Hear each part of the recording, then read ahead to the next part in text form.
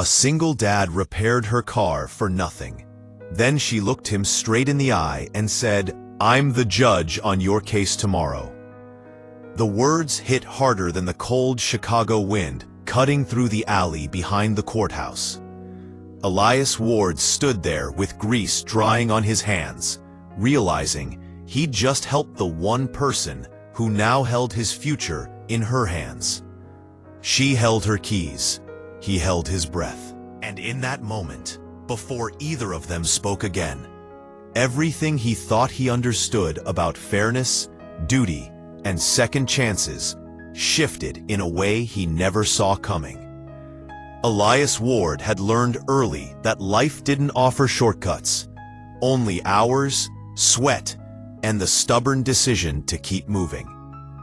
He grew up on Chicago's West Side, in a two-room apartment over a pawn shop, where broken things waited for someone patient enough to make them work again. His father, a quiet man with steady hands, used to tell him, "We leave people better than we found them." Elias carried that line like a second spine, especially after his father died and the world felt colder than it had any right to be. At 38, he was a single dad raising his 9-year-old daughter, Mara, in a neighborhood that taught you how to stretch every dollar. Their mornings smelled like instant oatmeal and old floorboards. Their nights were filled with homework, laundry cycles, and Elias checking his bank app twice before convincing himself they'd get through another week. He took whatever auto repair jobs he could find, shop shifts, roadside calls, weekend gigs, anything that kept him from slipping further behind. $6.25 was what he budgeted daily for the bus and a cheap breakfast. Some days he made it, some days he walked. Mora was the reason he fought.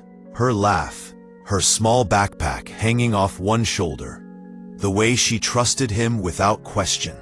It kept him upright when the rest of life bent him low. But the system didn't care about trust. It cared about paperwork, fines, deadlines, and the custody hearing looming over him like a storm cloud. One mistake, one misjudgment, and someone might decide Mara was better off elsewhere. Still, Elias believed that if he worked honestly, if he held tight to his father's creed, maybe the world would eventually meet him halfway. He just didn't know how close that world already was. Elias finally had something that felt like a real chance. A small auto shop on the north side, clean floors, steady clients, predictably hours, had offered him a part-time position. It wasn't much, but it came with the promise that if he proved reliable for 60 days, the owner might bring him on full-time. A full-time job meant benefits, proof of stability, and enough income to convince the court he could provide for Mara without relying on scattered gigs. It was the first hopeful step he'd seen in months. Tomorrow's hearing would decide everything. His ex was pushing for primary custody, claiming he couldn't offer consistency. Social services wanted verification of steady employment. And the judge, whoever they were, would be looking for any reason to question his fitness as a parent. If Elias lost, he risked becoming a weekend ghost in his daughter's life. If he won, he gained the structure he'd been building toward with every late shift and every ride-along bus trip with Mara. So that night, when he saw a stranded woman in a stalled luxury SUV and chose to help her for free, it wasn't to impress anyone. It was the simple, stubborn belief that doing right still mattered. He had no idea how closely that act would tie into the day ahead. The woman's SUV had died on a dim side street just a few blocks from the courthouse. Elias noticed her standing beside it, tapping her phone in frustration, wrapped in a tailored coat that didn't belong anywhere near the cracked pavement and flickering streetlights. He almost kept walking. He was exhausted. Mara was waiting back at the shop office, and he had court in the morning, but his father's creed tugged at him. We leave people better than we found them. So he crossed the street and offered to take a look. She hesitated, studying his worn boots and grease-stained hoodie, but finally nodded. Elias popped the hood, listened to the sputter, and quickly figured out the issue. A corroded battery terminal. A quick clean and a temporary clamp fix would get her home with no charge necessary. She seemed surprised, first by how fast he solved it, then by the fact that he wouldn't accept money. "I can't take it," he said, stepping back. "Just pay it forward." He meant it, but as she got into the car, her phone, still on a call, picked up his name drifting through the speakers. "No, I'm fine. Just some guy helping. He won't take a tip. Probably expecting sympathy. You know how these cases go. Half the men coming through the docket tomorrow fit that mold." She froze when she realized the sound carried. Elias froze too. A second of silence hung between them, sharp as broken glass. "Wait, I didn't mean," she stammered, but the rest of her sentence fell apart under the weight of what he'd heard. He felt the humiliation rise first, hot, then cold. He had helped without expecting anything, yet she'd already filed him into some category of desperation, some case she thought she understood. It wasn't the words alone. It was how easily they came out, how practiced they sounded. He closed the hood gently, not wanting to show the shake in his hands. "Car's good now," he said, voice flat. "Please let me explain. It's fine." It wasn't fine, but staying would only strip him further of the dignity he fought to protect. He walked away before she could offer excuses or pity. Behind him, the SUV engine hummed to life, but he didn't look back. Because in that moment, he believed two things. She saw him as less, and tomorrow, whoever the judge was, they'd see him the same way. He had no idea the two were one and the same. Rowan Hale did not usually find herself stranded on side streets at night. Her life was built on schedules, structure, and the comforting predictability that came with being a judge in one of Chicago's busiest family courts. Every day, she made decisions that shaped lives, and she prided herself on being fair, even when fairness required distance. But tonight, distance was the one thing she didn't have. She sat inside her SUV, hands loosely gripping the steering wheel, watching Elias walk away, with his shoulders tightened against the cold. She had watched people leave her before, defendants, parents, attorneys, but none had looked quite like that. Not angry, not pleading. Just wounded in a way she recognized more than she cared to admit. The guilt struck immediately. Her words on the phone weren't meant for him. They weren't meant for anyone, really. Just a careless shorthand used among colleagues to make sense of an endless caseload. But hearing them out loud, hearing how hollow and class-blind they sounded, made her stomach twist. Through the windshield, she saw the glow of a small office across the street. A child, a girl, sat curled up in a plastic chair, hugging her backpack, half asleep under the buzz of fluorescent lights. Rowan assumed the girl belonged to the man who had just helped her, the same man she had reduced to a stereotype in one thoughtless sentence. She suddenly felt the weight of her own world pressing in on her. Her townhouse in Lincoln Park, the framed degrees lining her office, the polished halls of the courthouse, where she wielded authority with a calm, unreachable tone.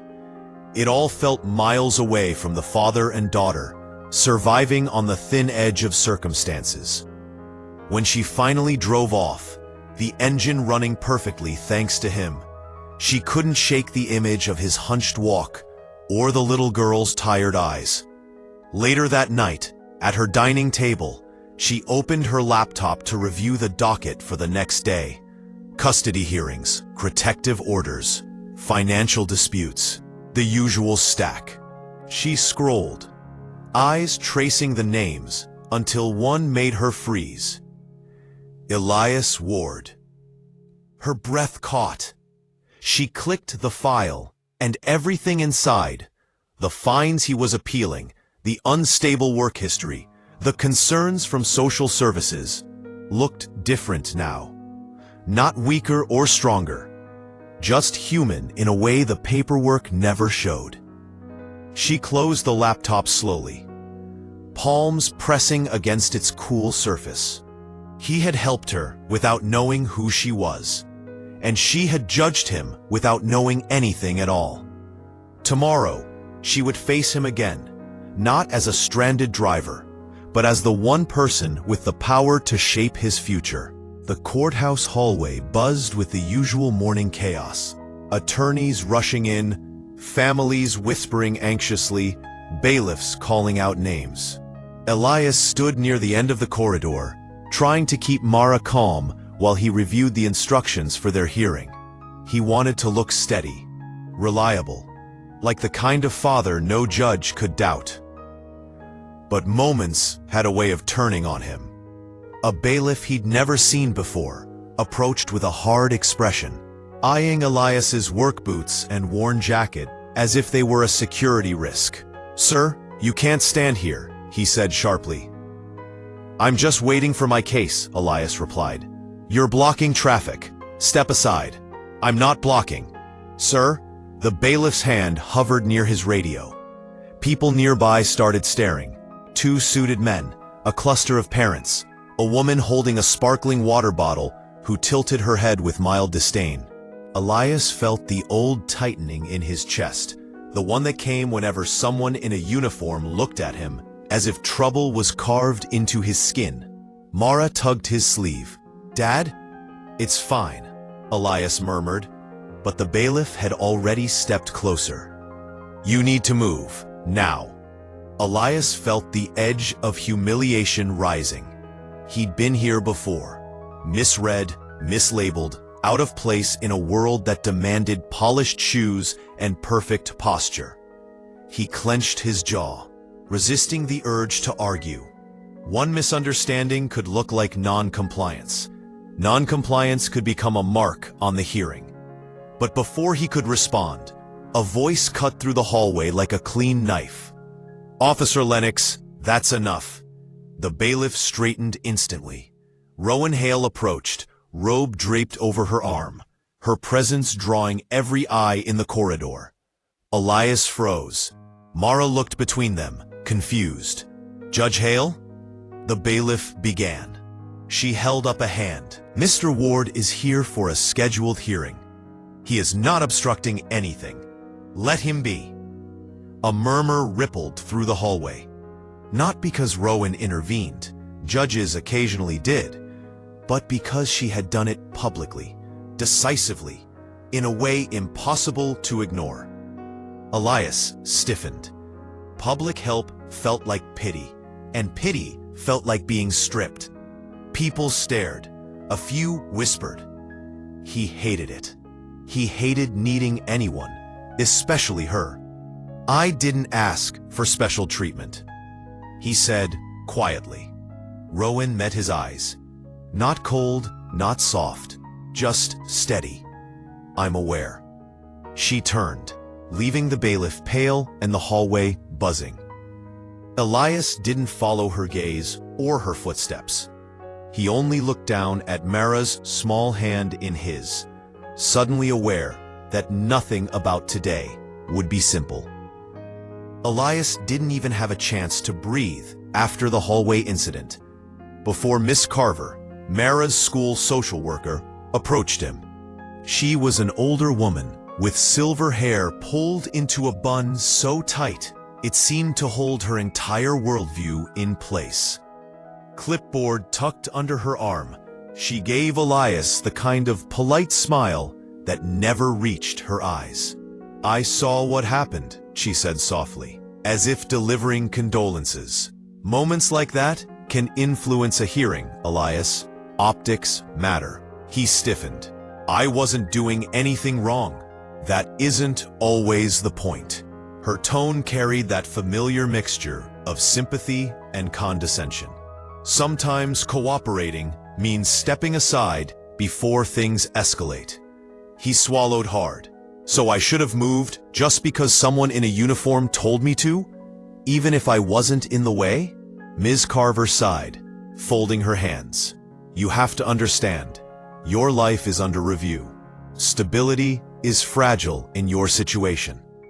Any confrontation, even small ones, can be seen as resistance." Elias felt heat rise in his chest. "Standing still isn't resistance." "In this system," she replied, "it can look like it." He glanced down the hallway where the bailiff still lingered, avoiding eye contact. The whole thing felt twisted, like no matter what he did, he'd be wrong. Miss Carver continued, "You need to accept support where it's offered.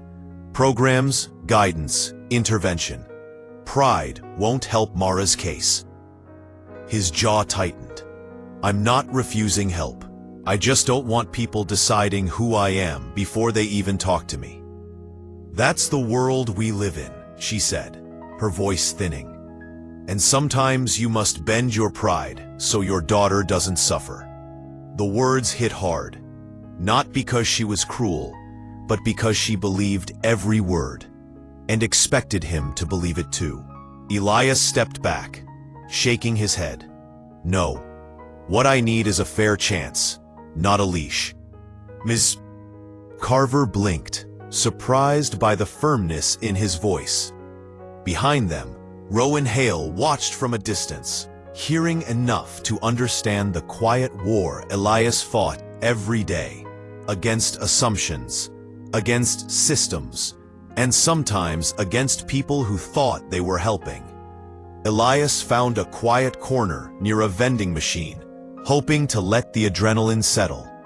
Mara sat beside him, swinging her legs, unaware of the storm building behind her father's eyes. He rubbed his temples, replaying the bailiff's tone, Ms. Carver's lecture, and the murmurs that followed Rowan's intervention. He hated feeling exposed, hated that his dignity had become a hallway spectacle. Footsteps approached, measured, composed, and he didn't need to look up to know who they belonged to. Rowan Hale stopped a careful distance away, uncertainty flickering in her expression. "Mr. Ward," she began, her voice low, "I want to apologize for the misunderstanding out there." The bailiff was out of line. Page 2. He exhaled sharply. "I don't need apologies. I need people to stop treating me like a problem waiting to happen." Rowan paused. "My intention was to protect you." "That's the thing," Elias said, rising to his feet. "You don't know me. You don't know what I need." She absorbed the edge in his voice without flinching. "You were being confronted unfairly. I wouldn't have ignored that for anyone." Elias laughed once, flat, humorless. "Right, because judges always jump in for guys like me." Rowan stiffened, but kept her tone calm. "This isn't about class, Mr. Ward. It's about right and wrong." "It's exactly about class," he countered. "You walk through these halls, and people make room for you. I walk through, and they question why I'm standing still. Maybe that doesn't matter to you, but it's my whole life." For the first time, Rowan's composure cracked, revealing something honest beneath the practiced neutrality.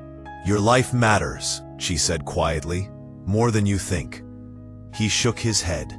"Not here, not in this building, not to people who see a man with rough hands and assume he needs saving. That's not what I see." "You sure?"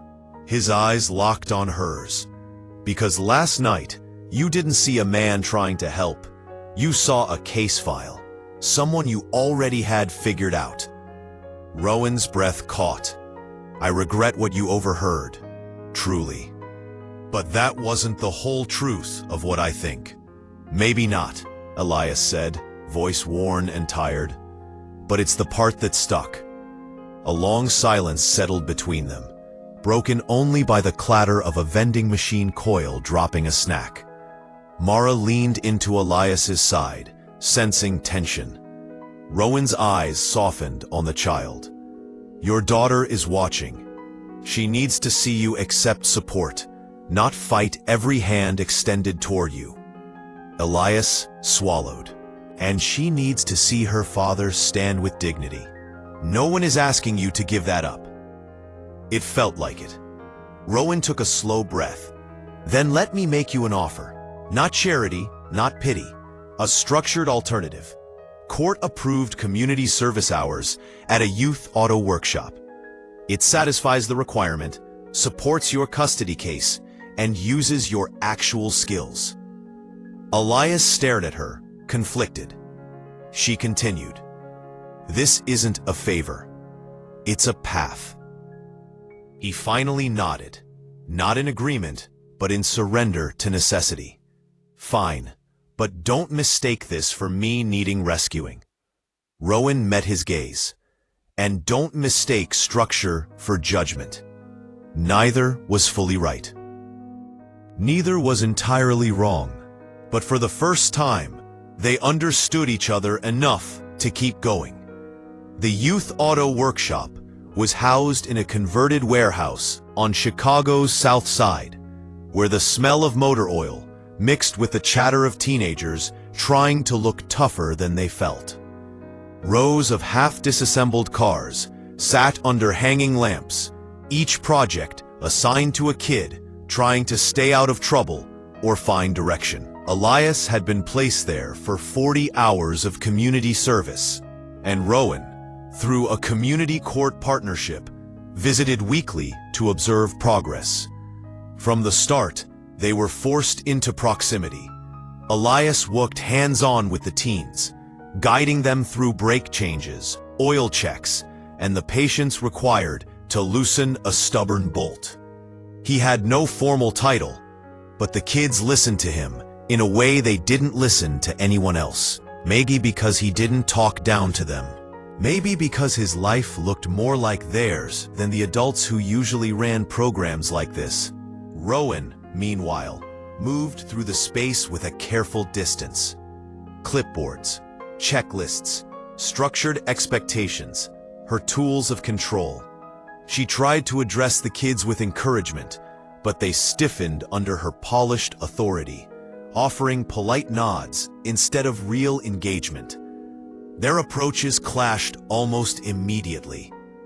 You can't just let them improvise, she said one afternoon, watching a boy experiment with a wrench technique Elias had shown him. It's not improvising, Elias replied. It's learning how things actually work. They need consistency. They need trust. The arguments weren't hostile, but they carried heat. Two worlds trying to occupy the same room without stepping on each other's principles. Yet despite the tension, they slowly found a rhythm. Elias translated mechanical jargon into simple steps. Rowan translated court requirements into clear expectations. And the kids, sensing the unspoken tug-of-war, thrived under the balance. One afternoon, a girl named Jessa tightened her first bolt correctly and beamed at Rowan. "Judge Hale, look, Mr. Ward taught me." Rowan smiled, genuinely. Elias felt something shift, small, but real. The forced partnership was working. Not smoothly, not perfectly, but honestly. It happened on a late Thursday evening, long after the workshop had emptied out and the noise of the kids had faded into the chill of the South Side night. Elias stayed behind to finish tightening a belt on one of the older cars, something he wanted the teens to be able to test drive next week. Rowan remained too, reviewing intake forms on a folding table near the entrance. The hum of the old building was the only sound between them. Then, the lights flickered once, twice, and went completely out. A blackout. The sudden darkness froze Rowan in place. "Is this normal?" she asked, voice tighter than she intended. "Only when the wiring decides to quit." Elias found a flashlight in a toolbox and clicked it on, casting a soft glow across the cement floor. "Come on, let's wait it out." He guided her toward the back of the workshop, where a sliver of streetlight bled through a high window. They stood a few feet apart, shadows touching, but not quite meeting.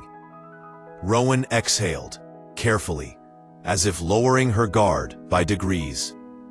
"I know you think I only see you as a case, but you're wrong." Elias didn't look at her right away. "What I think," he said slowly, "is that you live in a world where every decision has a rule, and every rule has a ranking.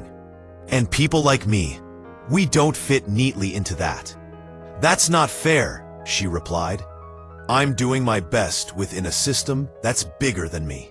"It's bigger than all of us," he said. "But you get to walk into it choosing how much it touches you. I don't." The words floated in the dim light, raw, unpolished, cutting through their practiced facades. Rowan leaned against an old workbench.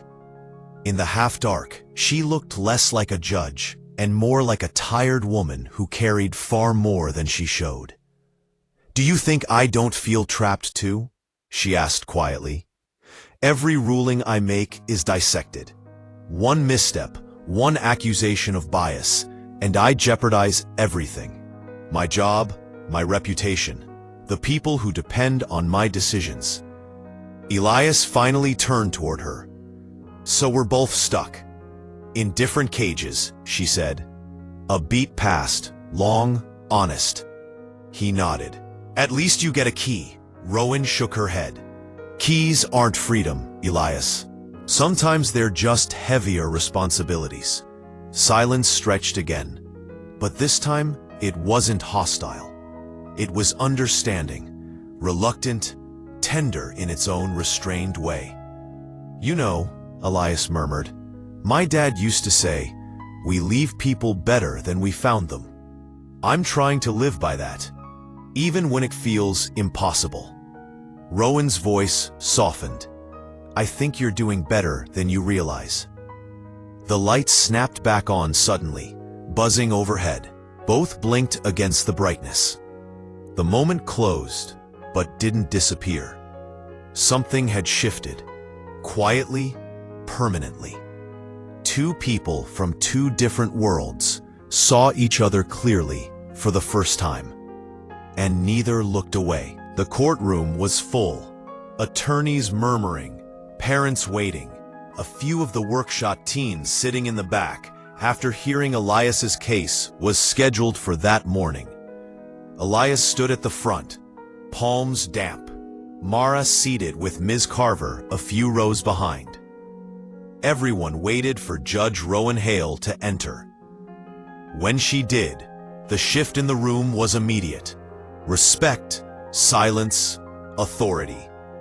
But Rowan didn't look at the attorneys first. She looked at Elias.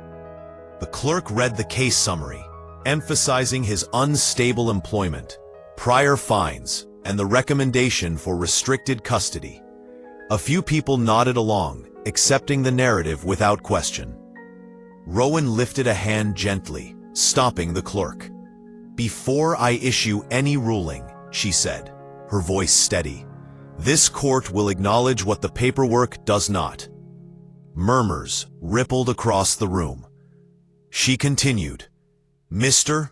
Ward has completed every required community hour with exceptional commitment. He has shown reliability, leadership, and a willingness to support others in ways that deserve recognition." She looked toward the teens in the back, and the impact of his work is visible. The courtroom shifted in tone. Surprise first, then respect. Rowan concluded, "This is not a man failing his responsibilities. This is a man rising despite them." In that moment, the power that had always pressed down on Elias lifted, publicly, undeniably.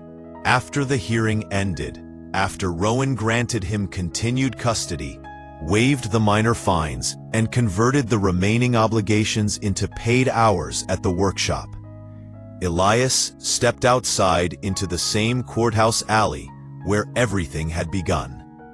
The air was still cold, but it no longer bit at his skin the way it had the night he fixed her car.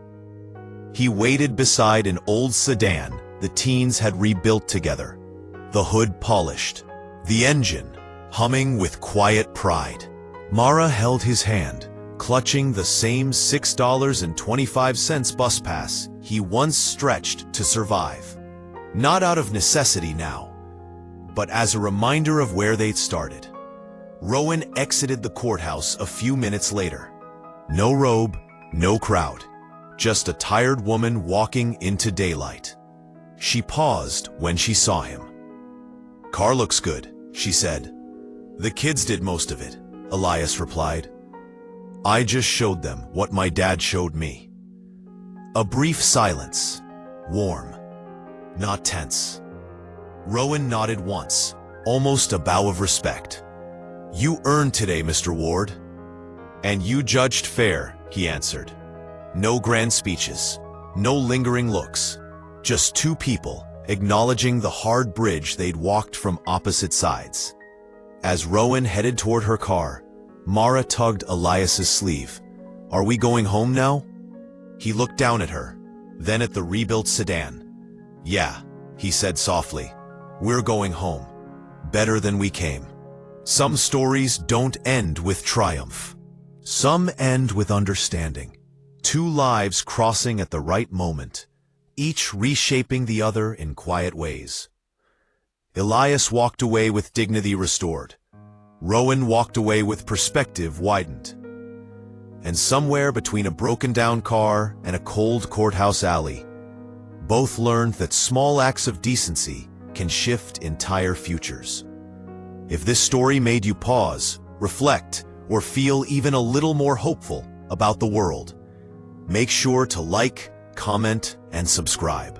Your support helps more stories like this find the people who need them most.